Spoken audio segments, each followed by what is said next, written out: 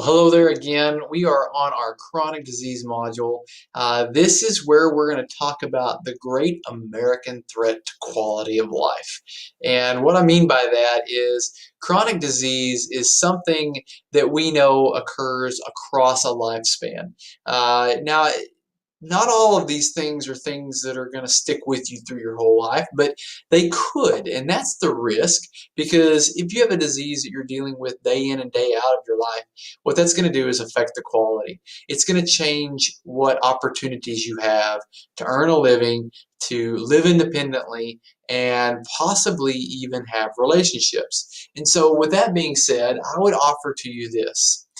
Anytime we think about the diseases that are out there that we could avoid, we have to think about these first.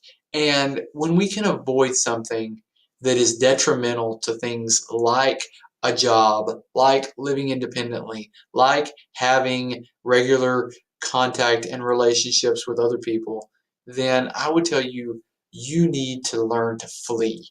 Like a gazelle running from a lion, you got to flee, because this is a critical moment in your life where you can change that direction.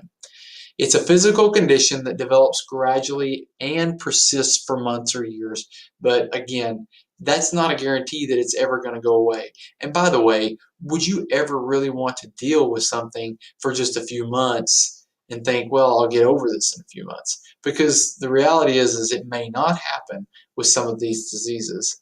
But what we know is that it can decrease in severity. And I'll kind of make that make sense here in just a moment. The Centers for Disease Control there says that 50% of American adults have at least one chronic disease.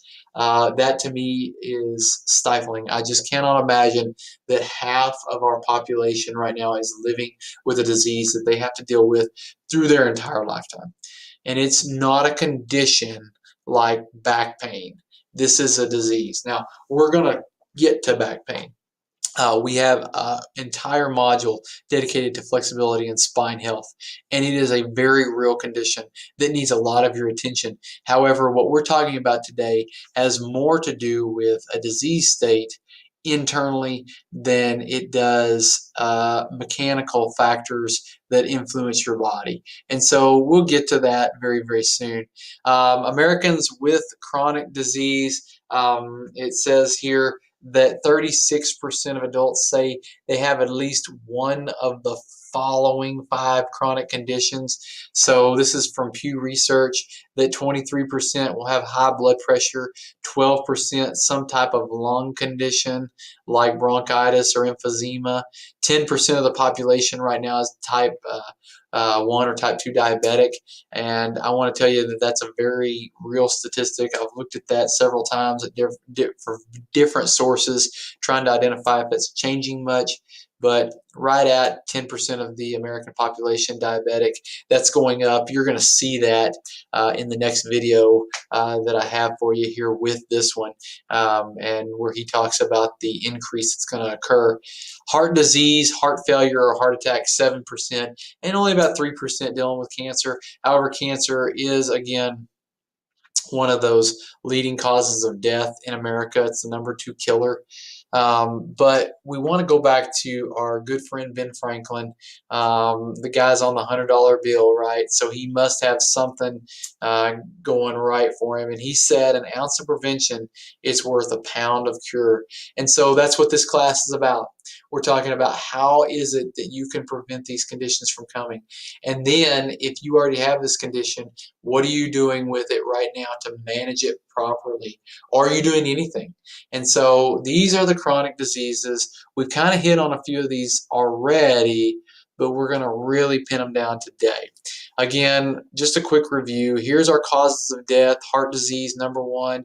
We gave it its own module. So today we're going to talk a little bit about cancer, chronic lower respiratory disease, stroke, Alzheimer's, diabetes.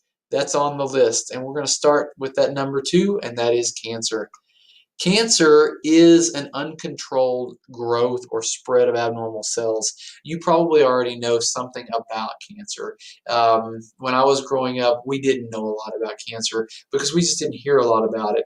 But now it's fairly common knowledge to understand cancer well early in life because it is so profoundly effective in a person's life. If it's considered benign, that just simply means it's slow growing, it's non-invasive, and typically non-cancerous.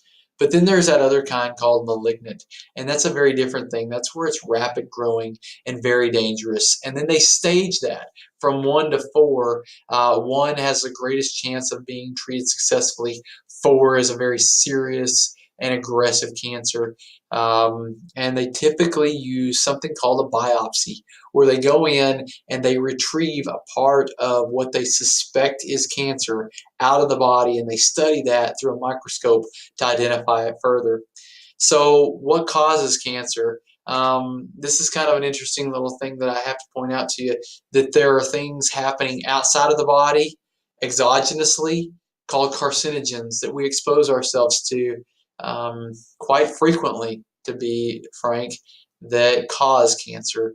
But there's also some things inside our body known as oncogenes, and these genes genetically predisposition us to having cancer, and that is incredibly the most scariest thing I could ever imagine, because that's a non-modifiable identification of how things can manifest very quickly in our bodies to lead to cancer. An oncologist, just because you are probably seeing this word and understanding it now, is a doctor who specializes in cancer treatment. So I want to start with the most commonly occurring cancer, and that's skin cancer. With that, I want to offer you the ABCD rule for skin cancer.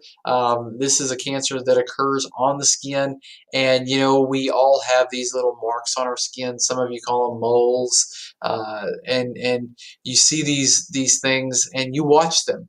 And if they develop asymmetry, meaning they don't look the same all the way around, you know, they're not a good circle.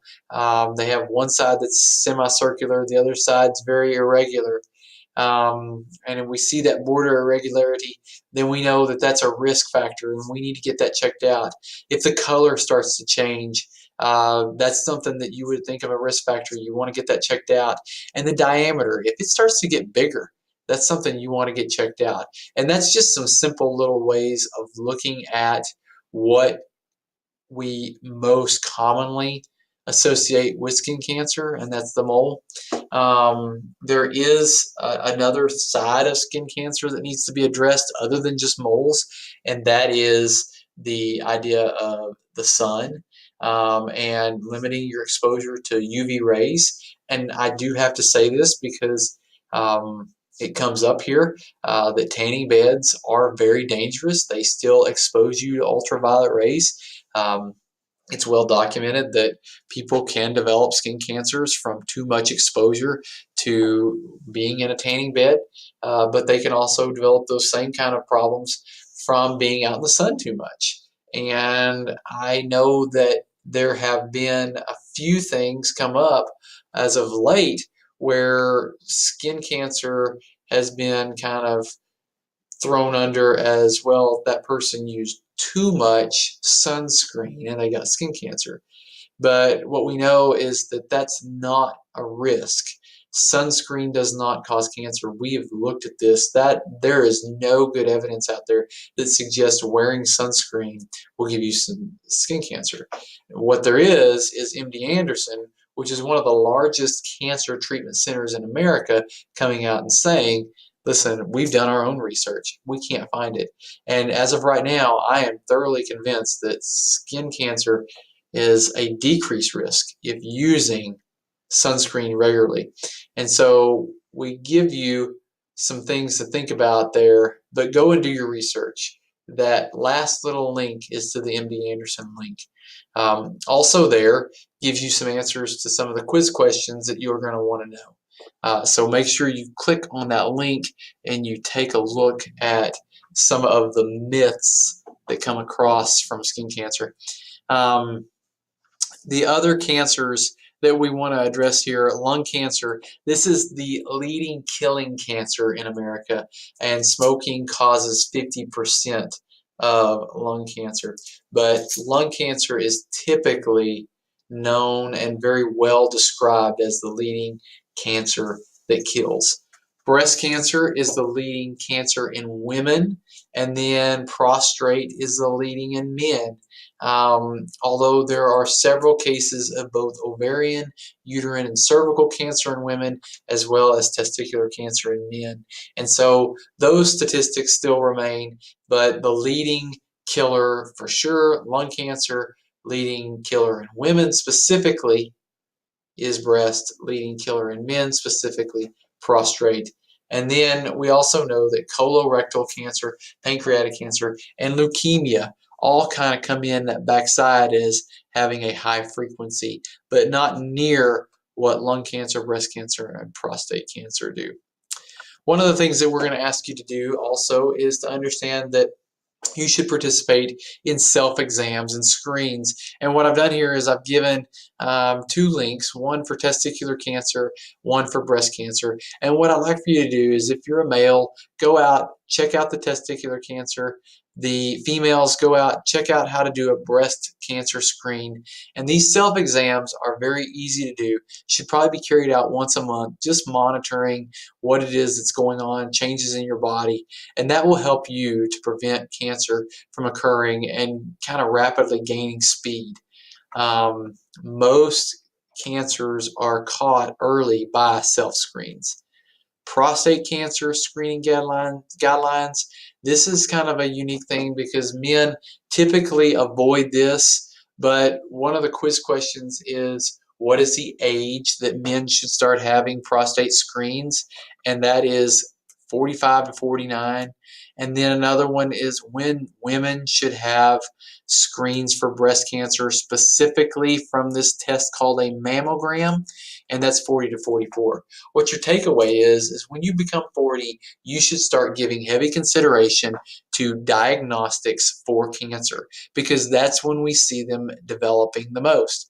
And so what I would tell you is think about that through your 40s, that we're going to start a regular screening process. Definitely want to do the self-screens, but also want to look into the physician-driven screens and testing or diagnostics. Next on my list, the third leading cause of death is chronic lung disease. Right here, I just left it to say COPD. COPD meaning chronic obstructive pulmonary disease or disorder. And what we know is that it's an umbrella term, basically meaning a progressive lung disease that is characterized by increased breathlessness. And so what we know is that people who have chronic lung disease, they typically experience a cough that is productive. If you have a cough that is dry and it lasts for several months, that's a big indicator that cancer could be present. And so we want you to get that checked out too. But if that cough is productive, and is specifically productive for a couple of months, that's a chronic thing and typically indicative of chronic bronchitis, which is one type of COPD. They have frequent respiratory infections, fatigue or decreased activity tolerance. They will develop a lot of chest pressure because of what's going on in their ability to not get air out. That develops a lot of pressure inside. Another thing that has been linked here is COPD, a big risk factor in lung cancer. Typically that comes down from what were the modifiable risk factors that cause COPD, and are they still occurring, and they can lead into lung cancer. And the largest modifiable risk factor is, yep, you guessed it, smoking. High blood pressure is greater in risk than heart attack, but it does happen.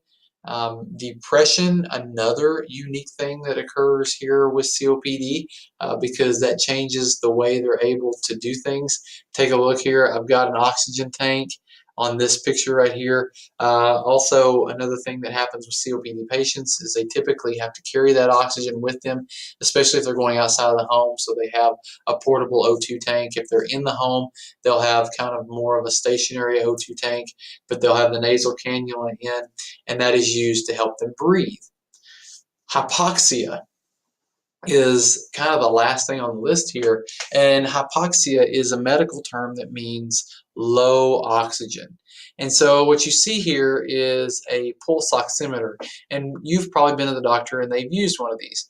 And if you'll look, the saturation level right here is 97. Well, what we're looking at is anything under 95, and that's on room air. If that person is below 95, they're considered hypoxic. People with COPD will range anywhere below 90, and typically that is a very risky place to be. But hypoxia in and of itself means less than 95. This person's registering 97, so they are not hypoxic. Risk factors, number one, smoking, but also secondhand smoke. This is what scares me the most. I grew up in a home with two smoking parents, car rides with two smoking parents. I was exposed to a lot of secondhand smoke. I'm very concerned with what that means for me in my future, but hopefully I've done enough to offset that risk by not smoking myself into my adult years, and then also reducing some of the other things that I have. But people with asthma who smoke, and I don't understand how a person who has a lung condition can smoke anyways, but there are people out there who do, and if you do smoke and you have asthma, that is only giving you greater risk factors for COPD. Another one, occupational exposure to dusts and chemicals. We live here in the South where a lot of people work and are around a lot of different dusts and chemicals by virtue of what they do. And so when that happens a lot, you have to assume that long-term exposure is going to cause some long-term damage. And so COPD also been linked there. Also exposure to fumes from burning fuel. And so I would tell you, go do some research on different things that you might be self-exposed to because of your job or where you live. Find out if those things are running you a risk, and then see kind of how it goes from there. Age and genetics come into play, as they always do, but the longer we live, the more risk we have. And then genetics just simply mean, listen, some of you are going to have parents who have higher riskability because of the way they have lived their life, but then some of you are going to have higher riskability because of specific internal or endogenous things, and that has to do with genetics. And so what we understand is that these are the big risk factors for COPD. COPD breaks down into two sub conditions. Number one, emphysema, and that's where the air sacs are basically destroyed, and it usually is accompanied with the other one, which is chronic bronchitis. Again, cigarette smoking is a major cause of emphysema, and people often experience shortness of breath. Chronic bronchitis is where the airways that move air to and from your lungs, also called bronchial tubes, become inflamed. Now, most of us have had an acute bronchitis. This has happened from an upper respiratory infection. This is not an acute bronchitis. This is something that comes in and stays a long time. In fact, take a look here. It says that to diagnose this, it lasts at least 3 months and happens multiple times over 2 years. So that's where that diagnosis comes in, and you have to understand that a person who has that condition over that long is probably experiencing quite a bit of discomfort, as well as modifications to the quality of life that they have. Cigarette smoking, again, the major cause.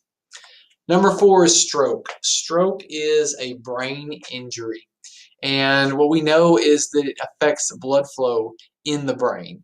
It can either be ischemic, which we learned that term in our CVD or cardiovascular disease module. Ischemia, meaning that blood is shut off. Or it could be hemorrhagic, where there's actually a big bust and bleed from an aneurysm. And so those are the two causes for stroke, or the two types of stroke. And each year, nearly 800,000 people will experience a stroke. Happens every 40 seconds, and it's the fifth leading cause of death. What we know, though, is that many times stroke is fatal when it occurs, because if a stroke happens, unless someone is there to help that person, they may be debilitated to certain extents that they are unable to call for help. They can't call 911. Cell phones and personal monitors have definitely helped out with this, but if they're not in reach, they may not be able to get them because it is so debilitating so quickly. Stroke is the leading cause of adult disability in the U.S. And by that, what we know is that if a person survives a stroke, they go through a rehabilitative process, but it causes severe disability in that they're unable to maintain employment, live independently, and many times they cannot even function as a part of a relationship such as a marriage the way they could before the stroke. And so it's very much a hardship, and one thing that we want to look at, but also from a very caring position, because it's difficult for them to communicate in many cases, depending on the type of stroke that they have. Stroke risk factors, number one is smoking. Number two is obesity. So what we know is that if a person smokes and they're obese, their risk factors are very, very high. Medications also come in as a stroke risk factor. Certain medications can precede a stroke event. And so it's very important that if you use prescription medications, that you're aware of that risk and side effects of those medications. Heart disease, another one. Physical inactivity, number 5. Stress is another one, number 6. Alcohol, number 7. High blood pressure, which commonly, even in my mind, comes in as one of the highest risk factors, is number 8. Number 9, diabetes. And number 10, high blood cholesterol. So we've seen kind of a shift here. Cardiovascular disease had the highest risk factors in high blood cholesterol, high blood pressure, and smoking. Where you see here, smoking definitely stays in the trend, but obesity, medications, heart disease, inactivity round out the top 5. And so that's an important part to remember as well. I like to bring this up because I feel like Alzheimer's disease is an item that is commonly not understood, especially in college students.